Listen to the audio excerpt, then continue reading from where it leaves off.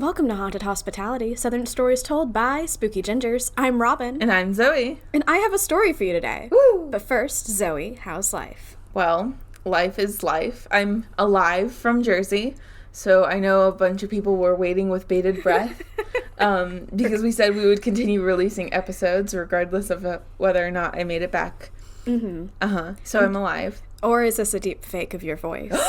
Yes. And I am really the one doing everything. Exactly. Mm-hmm. Yeah. Nope. I made it back alive. I went to New York City. I had a fun time. I went to Times Square and Hersheyville and Nintendo store. Genuinely just thought you were going to New Jersey. So when I saw that photo, I was like, is that Times Square? Where is that? No, like the original plan was just to go to New Jersey and go to the Coliseum and like watch the thing happen. We weren't planning on going to New York.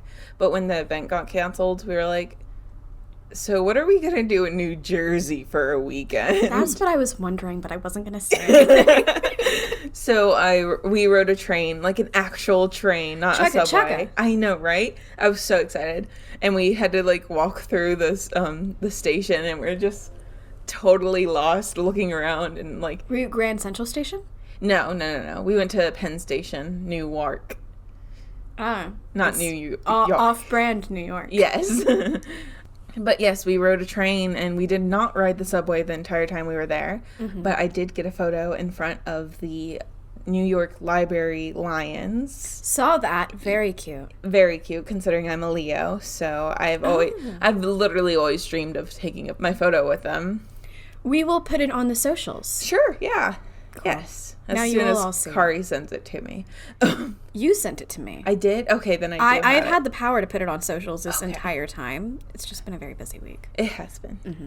But yeah, it was great. And I came back and I got tested for COVID and I came back negative on that. That's a relief sitting across from you. Yes. Okay. Well, what about you?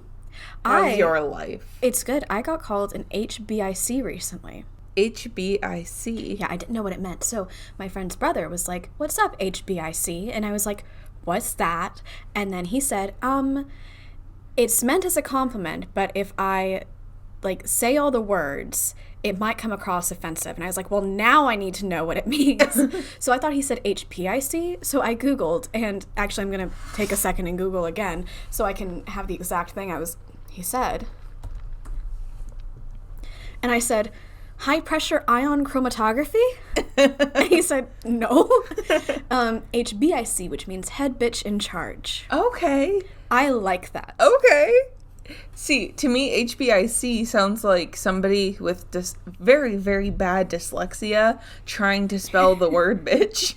It does involve the word bitch. It does involve the word bitch, yes. Yes. Just like a bacon lettuce BLT. Yeah, bacon lettuce tomato with cheese.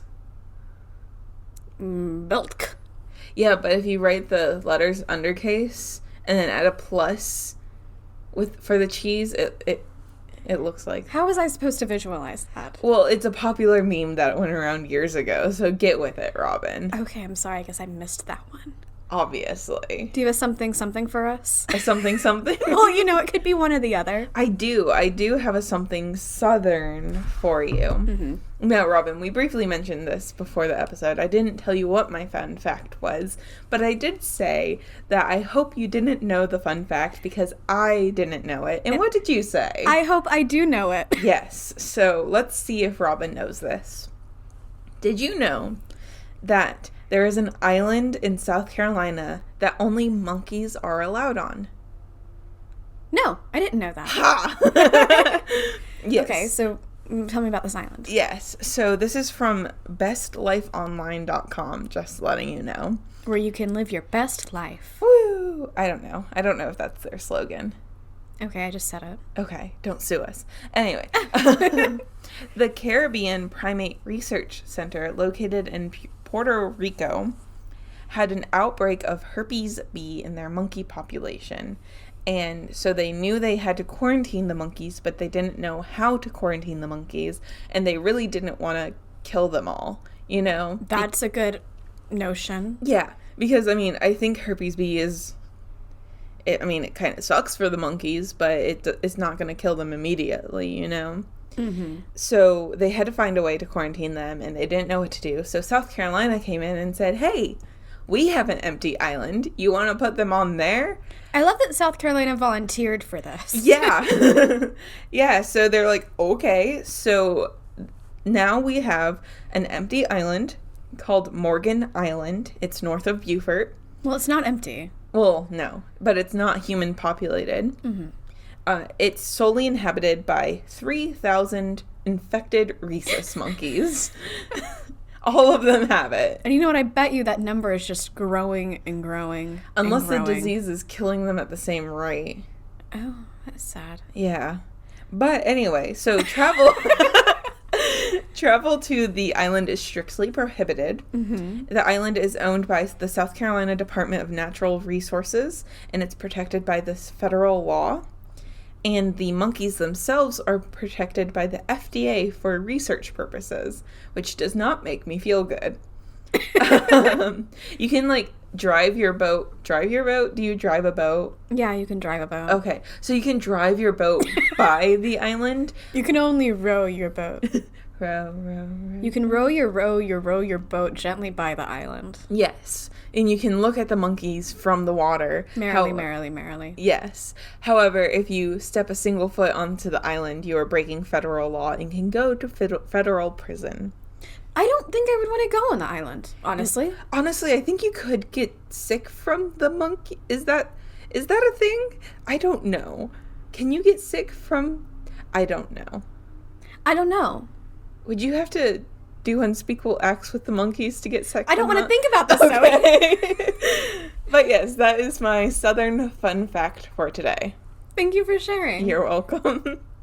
Now, whenever I pass Beaufort, I'll just be like, there's monkeys. a lot of monkeys. Okay, cool. So, Robin, we have a little bit of exciting news before we get into the story. Yeah, I just wanted to say a thank you to Brenau University and your Alumni Association for reaching out to us on Instagram and Twitter about our episode. I know, that was so exciting for us. I know. Our logo is on their Instagram. The Brenau Alumni Instagram, yes. The alumni, yes. And I was just very happy to... I'm happy it was Agnes, too. Yeah. Because, like, she was my fave. She was a girl.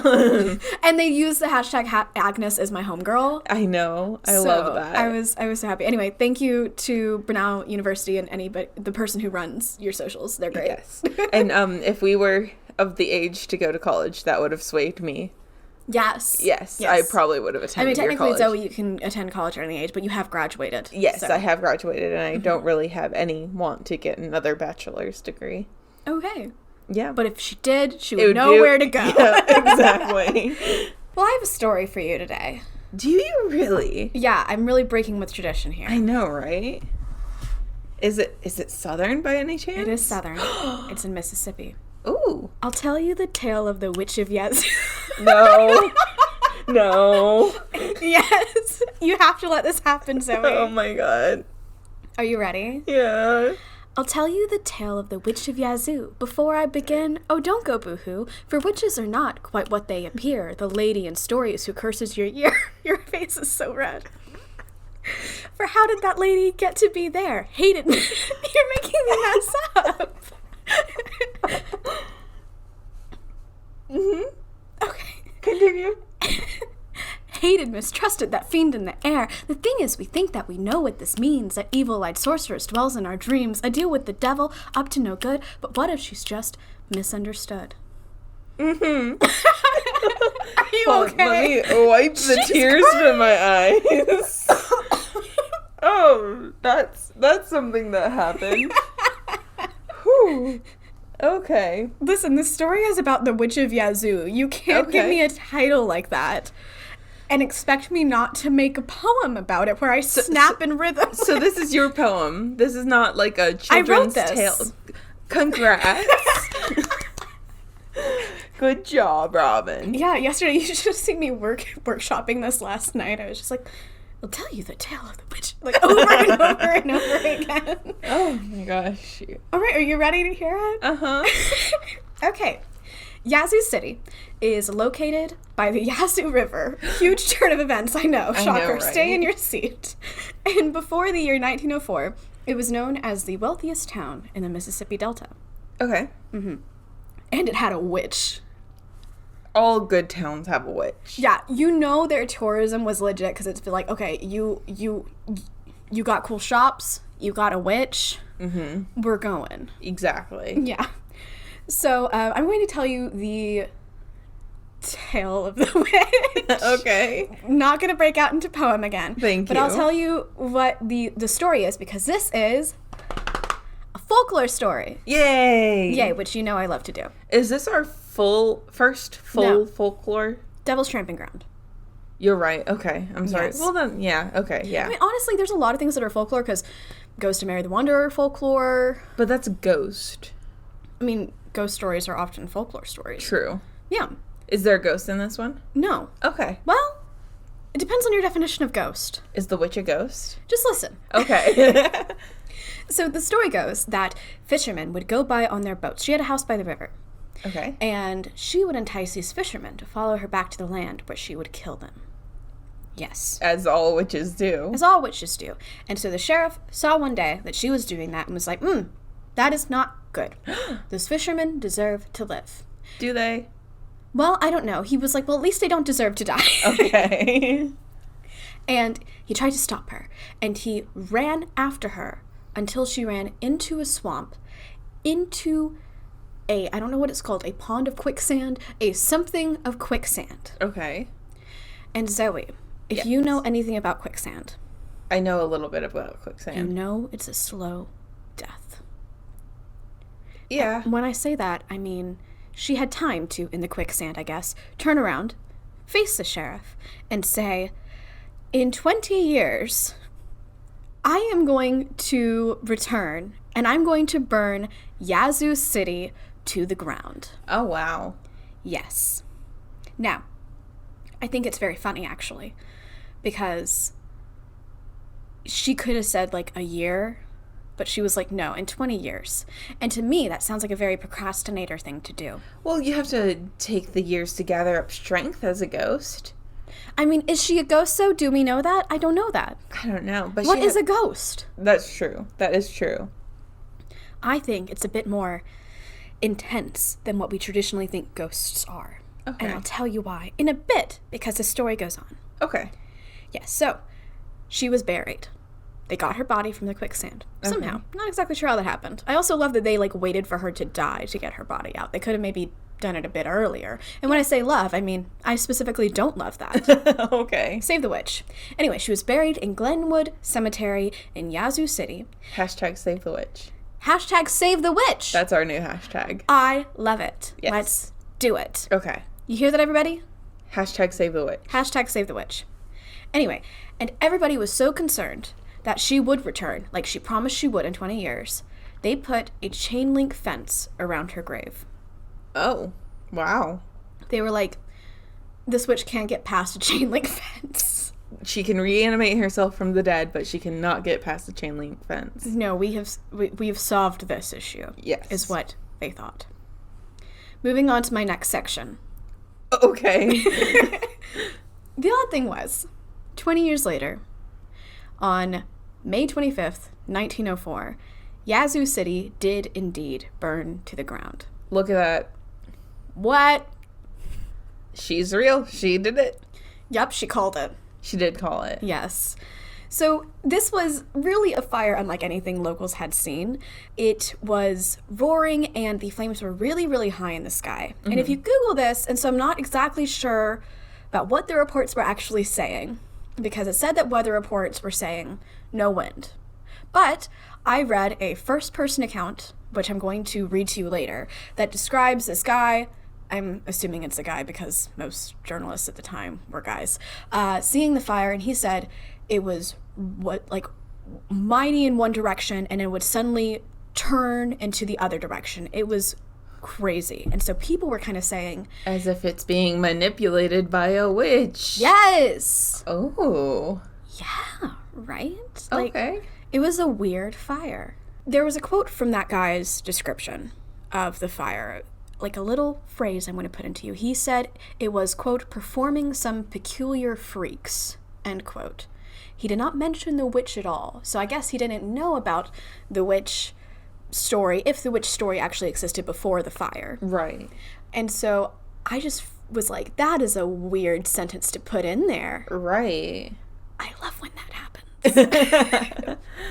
So, the fire started in the parlor of a man named John Wise, and they hadn't had a fire going in the fireplace for months, so they were thinking it was either an electrical fire, because this guy's house had electricity, he must have been pretty rich, also a parlor, whoa. Or, and this is a quote from the article, it was in a Daily Clarion Ledger, by the way, and it was published the day after the fire, and it said, perhaps it was also by, quote, rats with matches. I'm just thinking, whoa. That's a weird way to phrase it, especially when rats are often considered familiars of witches. Oh, they are? Yes, rats, bats, cats. Is there another rhyming Lizard. animal? Oh, well, that's not. Yeah. I guess that's your familiar. Or Well, are you a cat? I'm a cat lizard? That sounds grotesque. Yeah, it does. Anywho, I'm also thinking because I have, I am a cold person sometimes. Not like emotionally. Okay. But I have lived in some very cold apartments. Uh-huh. And I'm like over here, I'm like the little match girl. I'm trying to light a match. Wow. No, she was selling matches. But anyway, I'm trying to light a match. She lit the matches to stay warm and then died in the alleyway when she ran out of matches. I read that story on accident with my mother when I was very young, and neither of us saw that ending coming. It was traumatizing. Anyway, so I guess in some ways, I was cold and trying to light a match, and I did have my blanket around my shoulders, and I did carry my little tea light candles from room to room. Oh. It was a very cold apartment. I can imagine. Was the power out? No, the radiators just didn't give off that much heat. Oh, okay. Anyway, fun fact about me. Anyway, I'm out of there now. Okay. The next apartment I lived in was better. So anyway, I would light these matches sometimes, and I couldn't always get them on the first try. So the idea that these people think that rats, the idea that these people think that rats could light matches, it's really interesting to me. I mean, I can imagine that they would, like, run with matches in their mouths, and it would drag on the brick. Would that ignite it? If they ran fast enough? Maybe? They're like Quidditch players going around the pitch. It's just the thing that's in my head. I don't know why. That is a weird analogy to draw from that. I guess we are talking about witches. Yeah, I think that might be it. Okay. Anyway, over 60... Where did the number... 60 billion years later? Why did the word 60 come in there? I looked at the number 200. 60 does not factor in at all in this story. Robin, are you okay? I mean, that's a complex question. Okay. Well... Actually, no, generally I'm doing good. Thank you for asking. I think it's always good to ask each other that, and actually I'm having a really good time. Okay. So, over 200 buildings burned down, which is not a funny thing to say. It's just the lead up to it was... in our conversation, added the giggle, Lordy, and included almost all of the businesses of the town, and all of the white churches, it specifies. It does not specify what happened to the non-white churches, but based on some of the language in the rest of the article, I'm reading into this and seeing that maybe the journalist is not the type of person to ask about the non-white churches or to include what the state of them was if he knew what they were. Just to clarify, you are describing the race of the people who attend the church, not the exterior paint of the church. Yes, I am describing the race of the people who attend the church. Okay. Yes. At least that's what I read that to be, so I agree with that statement, yes. Okay. And then also, one interesting thing to note is that 50 or so of the buildings were houses that burned down, and that most of those houses, or at least many of them, were actually from quite well-to-do families in the area, which, I don't know, I'm looking at that and thinking, if this was the witch, was she targeting, like, the upper classes? Yeah, maybe. Perhaps. The sheriff that chased her down, perhaps he was upper class. I feel like if you're a sheriff, you have the money in the town, a little bit at least. Yeah, you have to have some, and power, too. Yes. Yes, power plays a huge role into that. Mm-hmm. So, the New York Times wrote about the fire the day it happened, and they estimated it would cost about $2 million to recover from it. $2 million in 1904 money. Ooh. Which would mean $58 million in today's dollars. Ooh. Yes. That's why I said it was the wealthiest town before 1904. I see. So for such a fire, a surprisingly few people died. Like, as in, it's possible nobody died. The article I was able to come across, again, the Daily Clarion Ledger, is from the day after the fire. And so it said that there is an unverified report of 3 men burning to death in a club. Okay. And there was another person who inhaled a lot of smoke and might have ended up dying, but the journalist had to leave before they knew what happened to that person. I know. It's like, I don't have enough time to wait around for you to die. He did said, and he never said they don't do that. They said, but the writer had to leave. And I'm like, the writer's the one writing that the writer had to leave. So one of my greatest joys in life, Zoey, you may know this, is reading old newspapers and seeing things printed in there that seem absurd in today's world. Of course, yes. Yes. And one of those things is that in the first paragraph of this front page news story about this deadly fire in Yazoo City, this guy decided to write about the train ride that took the firefighters there, because he was like, this train is going so fast and it's amazing. Let me read it to you. Oh my God.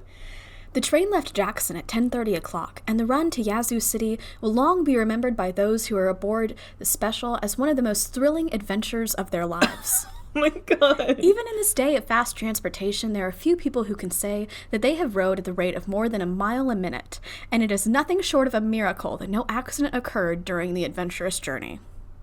Wow. Anyway, I just read that and I was like, oh Lord, I love that.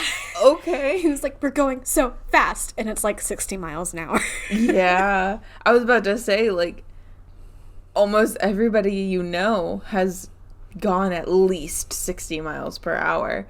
If there was a person in this world who I knew that hadn't gone 60 miles an hour yet, I'd be like, are you an infant? Are you still in the hospital? Well, I imagine that there's probably a few cities and towns of people without cars still. How fast do, like, metros go? I don't know, but I'm thinking of if a city doesn't have enough money for a car, probably doesn't have enough money for a metro. Oh, sorry. I was thinking about people that I knew. Okay. You said in the world, so I was confused. You're right. And then I changed it. Yeah. You were right, sir. Okay. Thank you for keeping me honest. You're welcome. I have to sip my drink now. Okay. Now, I'm going to read to you an in-person description of the fire, again, from the Daily Clarion Ledger, May 26, 1904. Is this the same person that talked about the train ride? Yes, it is. Okay. But this is infinitely darker. Oh. Mm-hmm. Okay. Yeah, I don't have a good transition. Okay. Okay.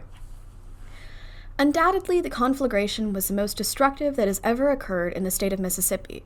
Proportionate to population and business interests, it far exceeds the Baltimore fire of several months ago, and has left the people in a much worse condition. The case when the fire was at its highest beggars description. It would require the pen of Dante to properly picture its horror. As the train bearing the Jackson Fire Department rolled into town, a huge pall of smoke was ascending to the highest heavens, as far as the eye could see, while long and forked tongues of flame leaped and played amid the dense pall, licking up with greedy thirst everything in the path of the horrible Holocaust. People, frantic with excitement, were running hither and thither through the streets, half choked and blinded by the smoke, and putting forth Herculean efforts to save their few belongings. The sidewalks were piled with furniture and household goods placed in imaginary spots of safety, and a few moments later this property had to either again be rescued or was swallowed up in the furnace of fire. Ooh. From all directions could be heard the crash of falling walls and the roar of consuming flames. Beautiful shade trees on the thoroughfare caught the hot breath of disaster and withered and died, or were burned to the ground, the charred branches falling across the streets, and at places making passage impossible. Telephone poles dropped to the ground with a mighty crash, bringing with them a network of hot and molten wires. Occasionally could be heard the deep rumble of explosives and big combustibles, sending a brilliant shower of sparks upwards through the flames. Women and children, many of them scarcely half-clad, stood and looked in helpless horror, weeping and crying and wringing their hands at the awful calamity which had overtaken their beautiful city. Strong men were helpless with excitement, and with dry-eyed grief stood by, powerless to move amid the babble and confusion.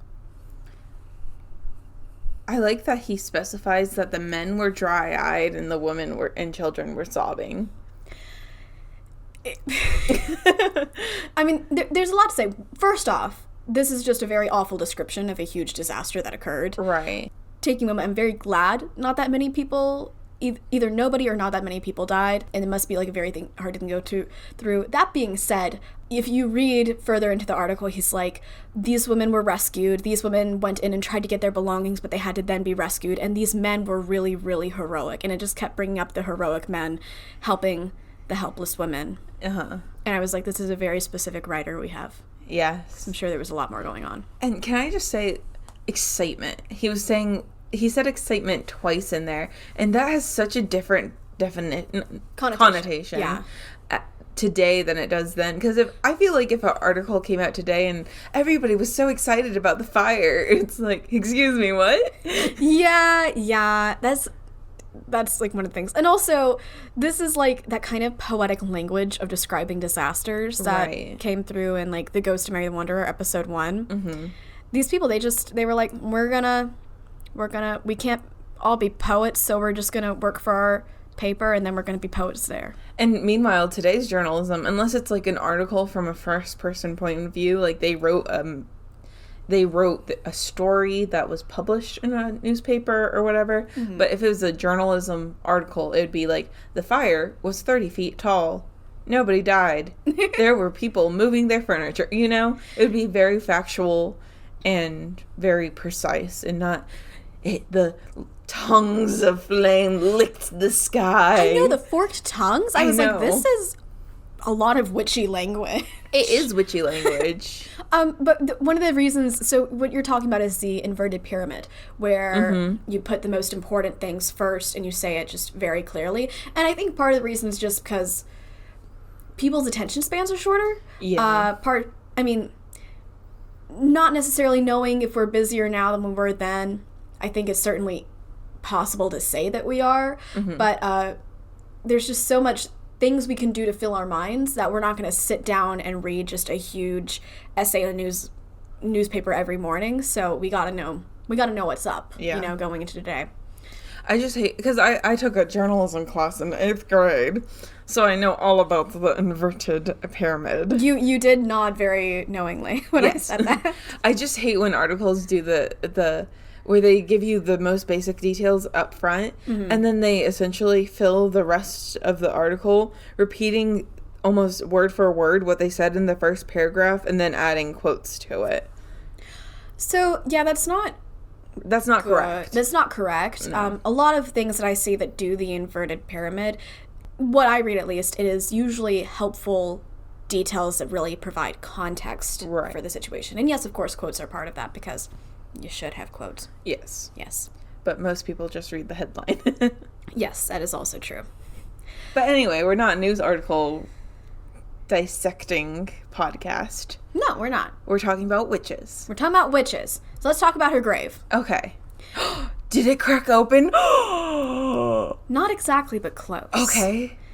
As locals were recovering from the fire, a few noticed that the chain link fence around her grave was broken. And they were like, she did return. Oh my gosh. Yes. Now the grave is still there in the cemetery. Oh, I was about to ask, can we go visit it if we wanted to? Yeah, you can visit it. Oh. They even do tours, and they have a person who pretends to be the witch. Oh, it's amazing. Okay. She's giving the tour, I think. Yeah. So the grave is there, and it still has the fence around it. Is the fence still broken? They keep fixing it, and it keeps breaking. That's perfect. I love that. Right? Oh my gosh. Isn't that great? It's so great. So we don't know who is actually buried there. Okay. Perhaps it is the witch. We just don't know. But it is a grave, you know? And it has this weird chain link fence around it. And unfortunately, when you have a huge fire that burns everything down, your records burn too. So they can't actually see who's buried there. The only thing is that the original headstone apparently said TW. And visityazoo.org is like, could that be the witch? And I love that. Yeah. And in my head, that's canon now. Okay. History canon. Yep. And that headstone, like I said, is not there anymore, and it was replaced with one that actually has the legend written on top of it. Okay. Yes. And interestingly enough, that headstone is split down the middle now. I'm going to show you the photo. Okay. The poto? The photo. Ooh. It's split. Is Ray Rogers the guy who chased her down? No, I don't think so. I feel like I actually don't know who that is. Okay. Yeah. That's a name that's on the bottom of it. Yeah, But that's not his grave. It says in honor of Ray Rogers. Maybe it's somebody who really liked the witch story and he paid for the thing to be there. But that's freaky. It is. That's freak. This is a town that likes its witch story, by the way. Yeah, it even has flowers at the grave. So Yeah, it does. I was like, ooh, that's nice. People like the witch. Okay. They didn't used to, but now they do. One thing that could be the reason the chain link fence keeps breaking is that people sometimes steal the chains, which is stupid. Yes. In January 2016, some hooligans in particular took chains from the chain link fence, and if you're asking me, they were just asking to get cursed. Ooh, that's a true fact. Okay, think about it. If the chains are there for a reason, 1, you take the chains, you're disturbing her grave. 2, now she can get out according to the chain lore. I know. But also, how sick would it be to have, like, a bracelet or something made out of the metal of the chain that kept the witch at bay? Okay, that does sound very cool. We are not advocating for that. Darn it. Do not do that. That would be cool. Don't do it. No, genuinely don't do that. Okay, yeah. This is a cemetery. True. Yes. Don't do it. Don't do it. Now, my next section, Uh-huh. and it's how the story changes and persists. Okay. Yes. So a writer named Willie Morris, who lived in Yazoo City, dramatized the witch's tale in a short story called The Witch of Yazoo City. Very original. Very original. The myth was also used in a movie based off one of his books, and it was called My Dog Skip. I believe it was the movie and the book that... Do you know what I'm talking about? Because you No. look like you know what I'm talking about. No, I'm just thinking My Dog Skip. It sounds like a Dick and Jane book. It doesn't sound like a... I don't know what a Dick and Jane book is. It's the books that they used to teach kids how to read on. This is Dick. See Dick run. Okay. This is Jane. See Jane run. No, I don't think it's that. Okay. Anyway. Well, no, but it sounds like that. And so that's why I was like, and that's about a witch? No. Okay. Yes. No? It's part of it. Okay. I don't know how much. I honestly didn't read the description, but Okay. it was mentioned as part of it. And there's been some people saying, wait, is this actually folklore, or is it just something that this guy who lived in this town put into his books? And the good news is, it actually is folklore. It existed before him, and he, used the story because it's a story from when you grew up, and I love when people do that. Right. In a 2014 article in the Clarion Ledger, no, I wonder if I guess it's the same newspaper as then. I don't know. I'm probably. Cool though. Okay. It's hanging. And actually, I think we've used them before, because I think maybe in the Natchez episode, I need to go back. Don't quote me on this. Okay. Yeah. But anyway, they have an article titled "The Witch of Yazoo Still Haunts the Town She Burned," which I think is an amazing title. It is. And it was written by Teresa Pell, and in it, one man talks about how his mom would, quote, threaten him with the story of the witch. Okay. Like, if you're bad, the witch will come and get you? Yes. So I read this, and I think, oh, is this like La Llorona? Okay. Because, like, Latin Americans' parents would be like, oh, don't Be a naughty child. be a naughty child, or La Llorona will come and get you. Right. And so I'm like, oh my goodness, is it like the Witch of Yazoo will come and get you? Which I love, because it's like the idea is, well, the chain link thing keeps breaking. She keeps coming around. Yeah, and if you see fire, you're just like, she's coming for me. Yes. I guess they don't have a lot of arsonists in that town. I mean, we don't know. True. I feel like you could either have way less or way more, but That it would is be true. one of the two. Yeah. Yeah. So there is an interesting... There's a... Oh my god. That's so Robin doesn't know how to speak today, which is very problematic for a podcast. Listen, I'm trying. There's an interesting version of this tale that ties messing with the grave directly to the curse, basically saying that if you mess with the grave, then she does come after you. And also in this version, it says that the fire happened because someone disturbed her grave way back in 1904. which I kind of like. It's like, okay, the witch was buried, everything was fine. Then you took the chain, and now everything is burning down. Which really makes it bad when people take the chains now. Be like, okay, I'm sorry, do you want the town to burn down? Exactly. Though with our more advanced fire system, maybe it would just be like 1 or 2 houses. One would hope. One would hope. But one does not know. One does not know. No. No. Right now, the current lore is that if the chain link fence is ever completely taken away, she will come back from her grave. So maybe it's like a little bit at a time is what we're doing. Right. And I love that people keep trying to chip away at that. And the city is like, no, stop it. Stop it. Stop it. So another version of the story says she died via fire at the hands of a man whom she was close to. Okay. Yes. That would make sense with the whole fire burning thing. And it would. Quicksand isn't as quick as it looks in cartoons and things like that. No, that's why I said it was a slow death. So she had time to be like, oh, you know what I'm going to do? I'm going to curse this town. Well, she would have had to literally stop and wait like 5 minutes for her feet to sink.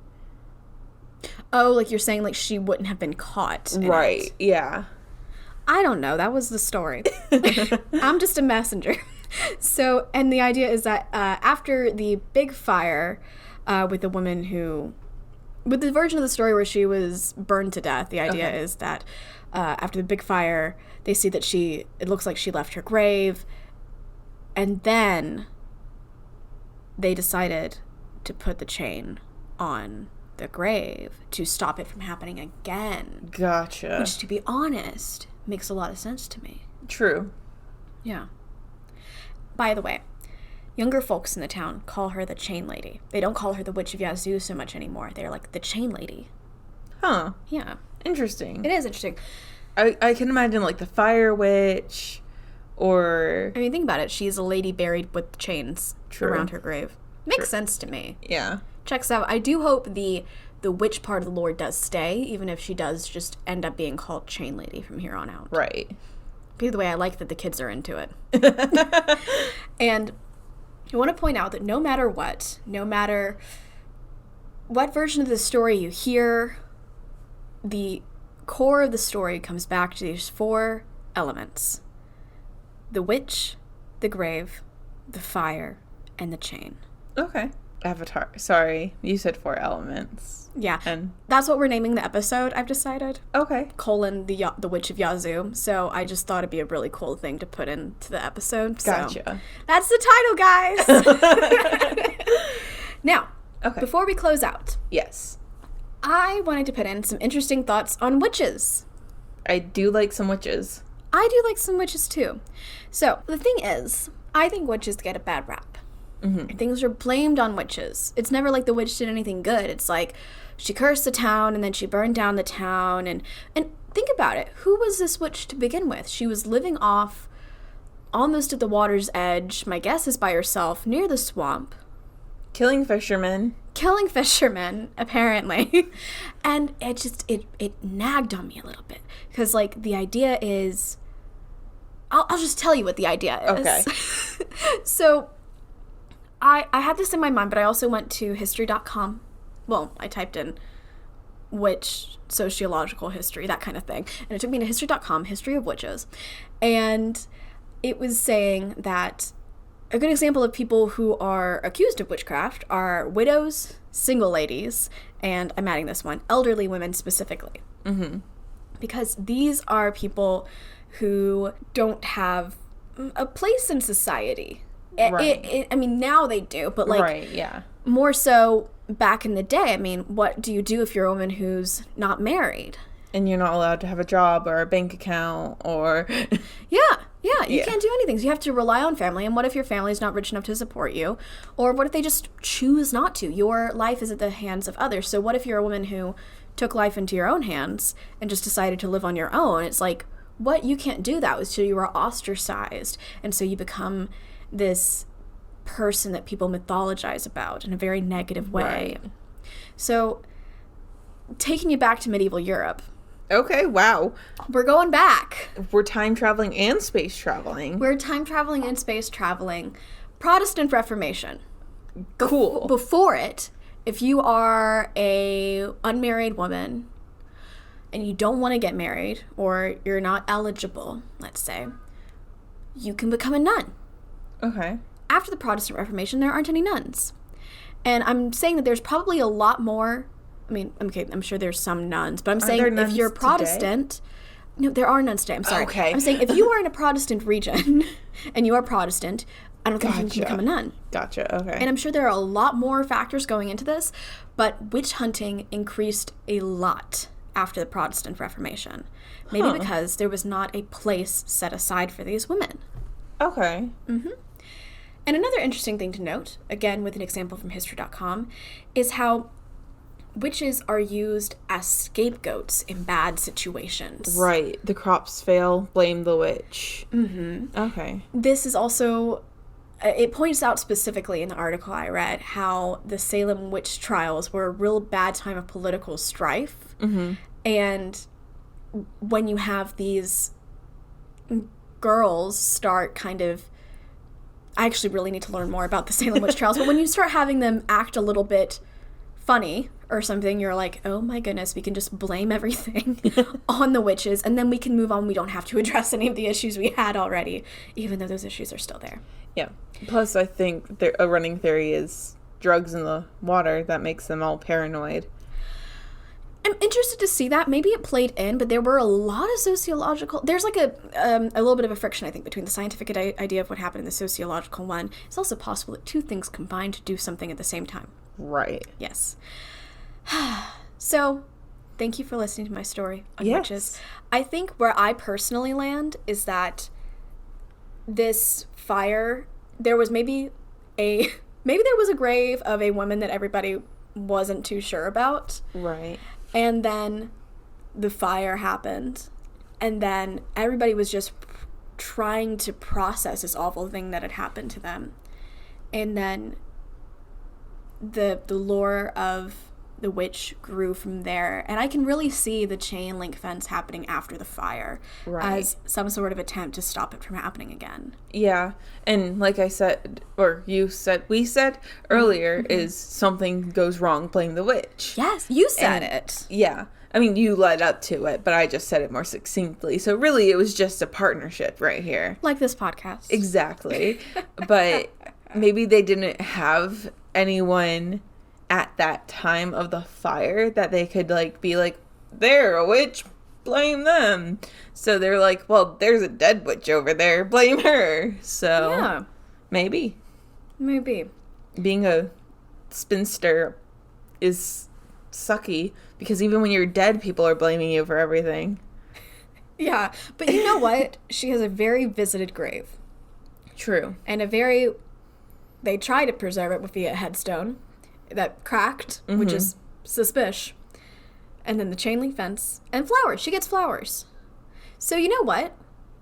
Maybe she was hated then, but loved now. And maybe that's why there hasn't been a fire. Oh.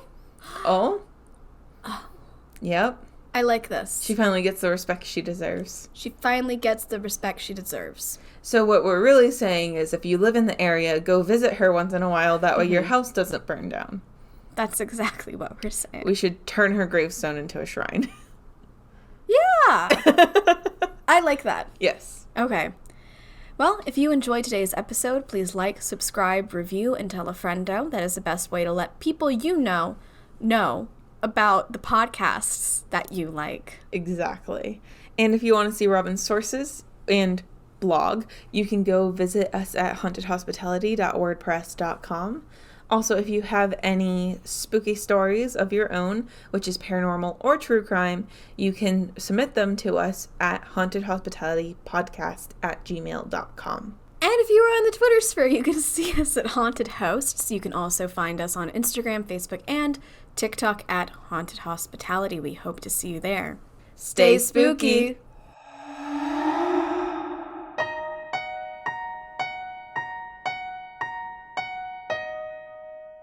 I'll tell you the tale of the Witch of Yazoo. Before I begin, oh, don't go boo-hoo, for witches are not quite what they appear, the lady in stories who curses your ear. For how did that lady get to be there? Hated, mistrusted, that fiend in the air. The thing is, we think that we know what this means, that evil-eyed sorceress dwells in our dreams, a deal with the devil, up to no good, but what if she's just misunderstood?